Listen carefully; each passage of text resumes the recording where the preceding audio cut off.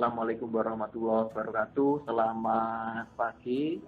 Bertemu kembali dalam pembelajaran online sejarah Indonesia di kelas 11 SMA 3 Blitar dengan bahasan rempah mutiara dari timur dan datangnya bangsa Eropa ke Indonesia. Oke, yang pertama, tujuan pembelajaran pada pertemuan kali ini adalah kalian dapat menganalisis kedatangan bangsa Eropa ke Indonesia. Jadi, apa keterkaitan antara rempah-rempah dan kekayaan alam Indonesia dengan datangnya bangsa Eropa, kemudian latar belakang mereka melakukan penjelajahan samudera, serta tujuan datangnya bangsa Eropa ke Indonesia. Kita akan belajar terkait itu. Yang pertama, Indonesia itu terkenal sebagai surganya rempah-rempah.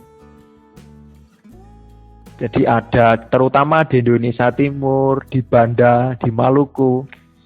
Itu orang-orang Portugal, orang-orang Portugis dan orang Eropa dahulunya menyebutnya sebagai Spice Islands. Jadi kepulauan rempah-rempah.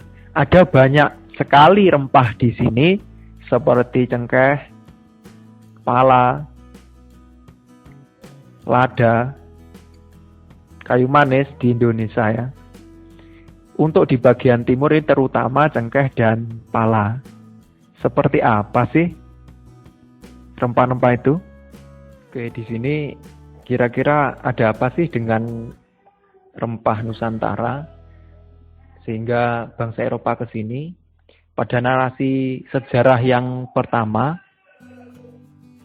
dari tulisan Tom Pierce di Suma Oriental. Jadi seperti ini. Tuhan telah menciptakan Timor untuk kayu cendana dan Banda untuk pala, serta Maluku untuk cengkeh, dan barang dagangan ini tidak dikenal di tempat lain di dunia kecuali di tempat-tempat tadi. Dan telah saya tanyakan dan selidiki dengan teliti apakah barang ini terdapat di tempat lain, dan semua orang katakan tidak. Jadi rempah-rempah itu memang tanaman asli dari Nusantara, terutama cengkeh dan pala, yang sangat berharga bagi orang-orang Eropa, terutama ketika musim dingin. Kan di sana ada 4 musim, masing-masing 3 bulan. Jadi rempah itu sangat bernilai berharga di pasaran Eropa. Ini beberapa rempah. Yang pertama ada cengkeh, Syzygium aromaticum, merupakan tanaman asli Indonesia. Pada era kolonial hanya tumbuh di Maluku, terutama Ternate, Tidore, Moti, Makian, dan Bacan. Pada era dinasti Han ini cengkeh digunakan oleh para hakim sebelum membacakan putusan dan juga para bangsawan ketika akan bertemu dengan Kaisar Cina. Manfaat cengkeh itu sebagai bumbu masak, obat, parfum, dan juga obat hirup. Jadi memang cengkeh ini asli dari Maluku. Ini merupakan jiwa yang menggerakkan sejarah Maluku. Yang kemudian ada pala, Myristica fragrans. Myristica fragrans. Pala itu tumbuh di Kepulauan Banda, Maluku, dan sekitarnya. Pala ini dimanfaatkan biji dan fulinya. Fuli itu yang merah-merah menyelimuti biji itu, dikeringkan, itu harganya mahal fuli pala itu. Digunakan sebagai bumbu masak, obat, parfum, dan juga obat hirup. Dan banyak fungsi lainnya, bahkan bisa untuk minyak. Rempah itu sebagai simbol nih, simbol bangsawan tadi. Yang ketiga ada lada, berasal dari India, namun juga tersebar ke Sumatera, Semenanjung Malaya, dan juga tersedia di Jawa, Pak, di Banten. Pada era kolonial banyak lada di pelabuhan Banten. Era Mesir kuno, lada hitam digunakan dalam proses pembalseman dan pengawetan mumi sebagai bumbu masak. Orang Eropa memanfaatkannya sebagai bumbu masak dan juga simbol status sosial pada jamuan makan kalangan elit di Eropa abad pertengahan. Ini memang gengsi, harganya mahal ternyata sejak dulu. Jadi memang utama itu tadi ada cengkeh, pala, dan lada ini. Sebenarnya banyak lagi, ada kayu manis. Dan juga rempah-rempah lainnya sebagai. Ini yang kedua. Dari tulisan Rickles Sejarah Indonesia Modern ada narasi yang menarik. Atas dorongan Pangeran Henry, para pelaut Portugis berusaha mendapatkan rempah-rempah. Untuk apa sih rempah-rempah? Itu untuk cita rasa dan kebutuhan lainnya. Selama musim dingin di Eropa, tidak ada satupun cara yang dapat dilakukan untuk semua hewan agar hidup. Jadi disembelih, banyak hewan disembelih. Akhirnya diperlukan rempah-rempah. Nah, ini dugaan harga rempah berapa sih harganya? Ini para pedagang Arab itu memperdagangkannya ini lama di Venesia, Italia, untuk kemudian dikirim, dihidangkan di meja-meja para bangsawan Eropa. Harganya fantastis. Pada abad ke-14 di Jerman itu 1 pon 5 ons pala dihargai sekitar 7 fat oxen atau 7 sapi jantan dewasa yang gemuk.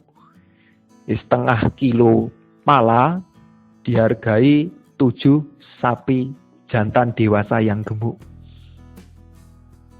Lumayan. Makanya harganya mahal karena proses pencariannya panjang dan juga sulit, langka. Rempah-rempah itu langka. Ini harga selanjutnya dari Kerasa dalam tulisan Rahman pernah dihargai setara dengan emas. Bahkan rempah itu sangat berharga. Lebih dari emas. Ini harga segram rempah lebih mahal dari 1 gram emas dari Aditya Tama. Kok bisa ya rempah itu lebih mahal dari emas?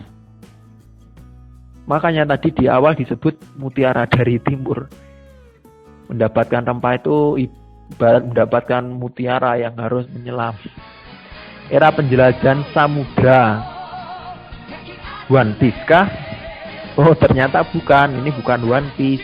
Kalau One Piece memang anime terkenal dari Jepang yang tenang bajak laut. Tapi kali ini kita tidak membahas One Piece, tapi era penjelajahan bangsa Eropa menuju ke Nusantara. Tapi One Piece juga asik sih. Nah, ini tujuannya emang untuk menemukan dunia baru. Apa sih dunia baru? Nah, ini latar belakang penjelajahan samudra. Yang pertama, kekalahan Eropa pada Perang Salib. Sehingga Konstantinopel dikuasai kerajaan Turki Ottoman 1453 Masehi. Sehingga bangsa Eropa tidak bisa berdagang di Laut Tengah. Padahal rempah-rempah itu diperdagangkan di Laut Tengah. Sehingga mencari jalan lain, yaitu dengan cara penjelajahan samudra. Yang kedua, terjadi pandemi Black Death karena pes di abad 14-15 yang menewaskan setengah penduduk Eropa, sehingga butuh untuk mencari dunia baru dan membangkitkan ekonomi. Yang ketiga, munculnya semangat Renaissance, mengembalikan kejayaan Yunani dan Romawi kuno serta mengejar ketertinggalan iptek. Yang keempat, kebutuhan komoditas rempah-rempah terutama ketika musim dingin. Dan yang kelima, sudah didukung oleh kemajuan teknologi kapal, kompas, dan meriam. Jadi banyak sebenarnya latar belakang yang lain. Jadi memang rempah-rempah itu harganya mahal dan juga bangsa Eropa itu butuh bangkit. Ekonominya harus bangkit. Dari penjelajahan nanti dapat perdagangan rempah-rempah, dapat daerah jajahan, dan sebagainya. Jadi memang penjelajahan samudra itu untuk menemukan dunia baru yang sebelumnya belum ada di peta bangsa Eropa. Termasuk daerah Sumatera, Jawa itu sebelumnya belum dikenal oleh orang Eropa. Ini kemajuan iptek yang mendukung penjelajahan samudra, kompas, meriam, dan kapal yang dapat mengarungi samudra berbulan-bulan.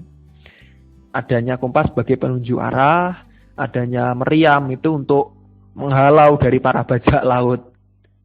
Kan banyak di perairan yang asing itu ada bajak laut yang banyak pada era kolonial.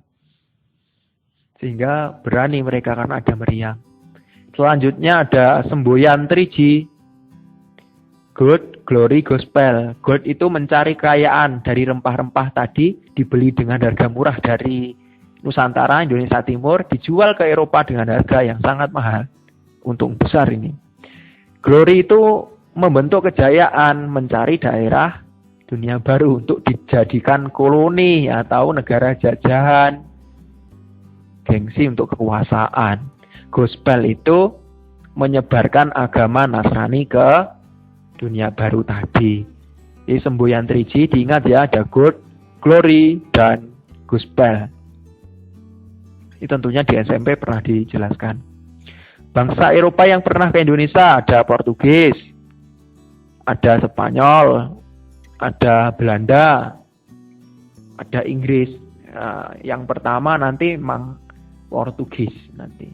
Tapi yang paling lama menduduki Indonesia nanti adalah Belanda.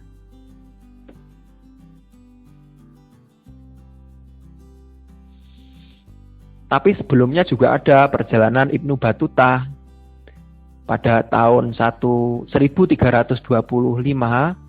Masehi. Itu Ibnu Battuta mengadakan perjalanan dari Maroko, Afrika Utara, menunaikan ibadah haji ke Mekah dan juga ke makam Nabi Muhammad, ke Jazirah Arab, kemudian menuju ke India, bahkan menuju Pasai, Sumatera. Kemudian ke Cina. Setelah dari Cina, Ibnu Battuta kembali ke Maroko, ke tempat asalnya. Jadi sebagai pelancong besar, jadi Ibnu Battuta itu sebagai pelancong besar sebelum orang-orang Eropa. Ini sebelumnya ada pelabuhan-pelabuhan sejak masa Islam, kerajaan Islam di Nusantara, ada Aceh, ada Malaka, kemudian Banten, Makassar, Saparua, Ternate, Pulau Ron. Nah ini tadi. Yang pertama berhasil ke Nusantara adalah bangsa Portugis. Ini kota Lisabon di Portugal. Ini sangat maju secara navigasi. Dan para raja itu mendanai para penjelajah samudra. Jadi banyak bangsa Portugis yang berlayar ke samudra menuju daerah baru untuk kejayaan, untuk kekuasaan. Ini yang pertama dari bangsa Portugis yang terkenal itu ada Vasco da Gama. Jadi perjalanan Vasco da Gama 1497 dari Lisabon ke Tanjung Harapan, Afrika. Kemudian menyusuri pantai-pantai Afrika, menuju ke Goa, Kalkuta, India. Nah.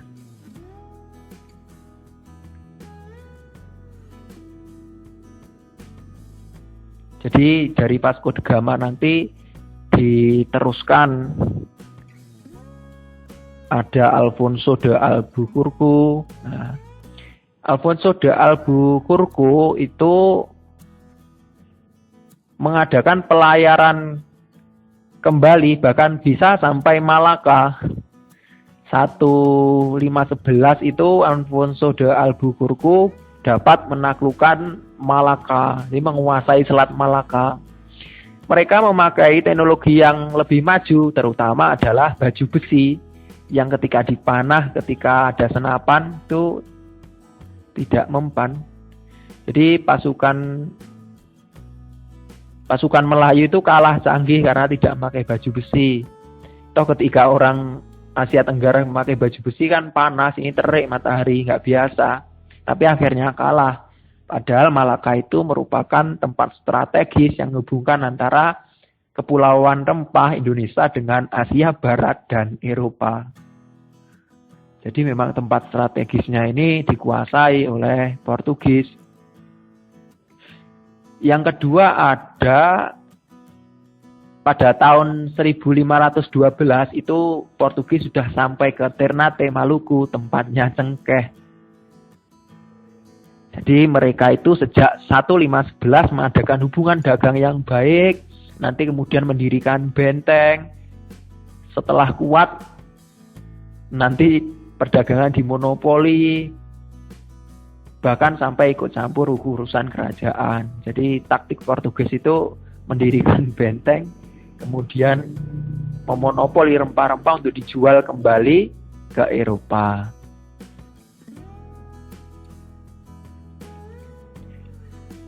Ini peta jalur perdagangan bangsa Portugis. Ini dari Lisabon, kemudian menyusuri pantai Afrika. Nah, ini Tanjung Harapan Afrika Selatan tadi, yang ini Mozambik, Mombasa, kemudian ke Bombay, Goa. Kemudian ini dari Goa ini diteruskan ke Malaka. Nah, dari Malaka ini kemudian menuju ke Ternate dan Tidore. Di sana ada cengkeh dan di sekitarnya ada Kepulauan Banda, ada pala. Jadi Portugis dari Malaka ini, makan tadi 1511 sudah menaklukkan Malaka. Ini menguasai perdagangan rempah yang terhubung hingga ke Asia dan juga Eropa. Kemudian pelayaran. Pelayaran itu waktunya berapa hari? Bukan hari, tapi bulan. Contohnya saja pelayaran dari Amsterdam, Belanda ke Batavia, sekarang Jakarta pada era kolonial sebelum ditemukan mesin uap itu memerlukan waktu 8 hingga 12 bulan untuk satu kali pelayaran. Bayangkan saja itu 8 bulan hingga 1 tahun. Memang perjuangan yang lama, maka harganya rempah-rempah sampai ke Eropa itu memang sangat fantastis karena resikonya nyawa. Ini bangsa Belanda. Setelah Portugis, ini datang bangsa Belanda. Sebelumnya itu Belanda itu hanya pengecer. Belanda itu hanya pengecer rempah dari Lisabon ke Eropa. Lah karena kemazuran, kemudian adanya catatan dari pelayar penjelajah samudra Portugis, orang Belanda mempelajari pelayaran ke Nusantara itu dari Portugis. Kemudian pada tahun 1596 itu dari Belanda mengadakan pelayaran sendiri ke Nusantara dari catatan-catatan Portugis. Jadi ada Cornelis de Houtman pada waktu itu melalui Tanjung Harapan, kemudian ke India, kemudian ke Malaka, baru ke Indonesia bagian timur ini. Nah ini Cornelis de Houtman itu membuka jalan penjajahan Belanda di Nusantara.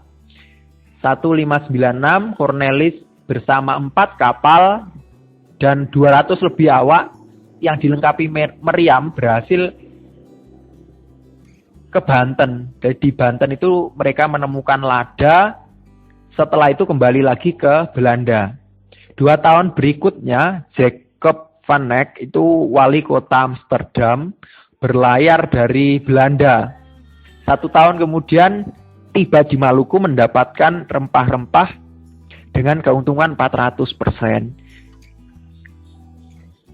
Jadi setelah Portugis yang sejak 1512 tadi memonopoli rempah, kemudian tiba saatnya persaingan. Jadi setelah Belanda berlayar itu timbul persaingan di Nusantara.